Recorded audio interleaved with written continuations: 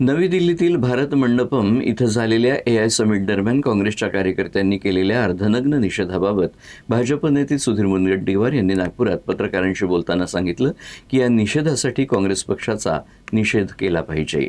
मुनगंटीवार म्हणाले की देशाच्या प्रगतीबाबत आंतरराष्ट्रीय स्तरावर महत्त्वाच्या चर्चा होत आहेत, जेणेकरून आपला देश या क्षेत्रात नाविन्यपूर्णतेत जगाचं नेतृत्व करू शकेल. हे आंदोलनाचं ठिकाण नाही. नरेंद्र मोदींच्या कार्यकाळात घडलेली देशाचं नाव कापण्याची आणि दुर्दैव आणण्याची व्यवस्था या म्हणीला अगदी योग्य प्रकारे बसते, असे देखील ते म्हणाले. राष्ट्रीय स्तरावर किंवा आंतरराष्ट्रीय स्तरावर देशाच्या प्रगतीशी संबंधित एखाद्या विषयावर जर महत्त्वपूर्ण चर्चा संवाद तज्ज्ञांसोबत होत असेल तर हे काही आंदोलनाचं स्थान नाही. AI समिटमध्ये जाऊन आंदोलन करायचं, आपला देश जगामध्ये या क्षेत्रामध्ये इनोव्हेशनमध्ये पुढे जावा हा भाव घेऊन माननीय विश्वगौरव युगपुरुष नरेंद्र मोदीजी काम करत असताना याला नाक कापून अपशकून करण्याचा प्रयत्न ही मन तंतोतंत फिट होते.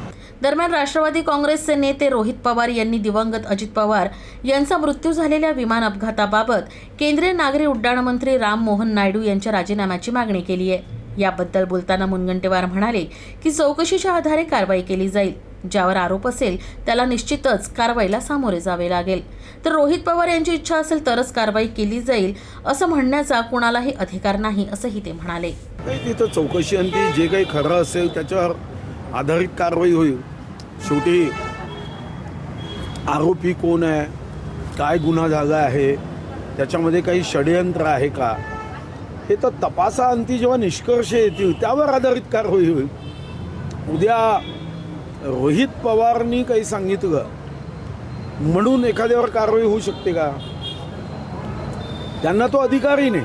त्यांनी त्यांचे मुद्दे मांडले आहे, त्या मुद्द्यावर आधारित चौकशीचा आग्रह करणे, चौकशीवर लक्ष ठेवणे आणि चौकशीचा निष्कर्ष आल्यानंतर त्यावर भाष्य करणे हे करण्याचा अधिकार आहे. पण एखाद्याला तुम्हीच ठरवाल, आरोपही तुमचा, तुम्हीच वकील, तुम्हीच न्यायाधीश असं होत नाही.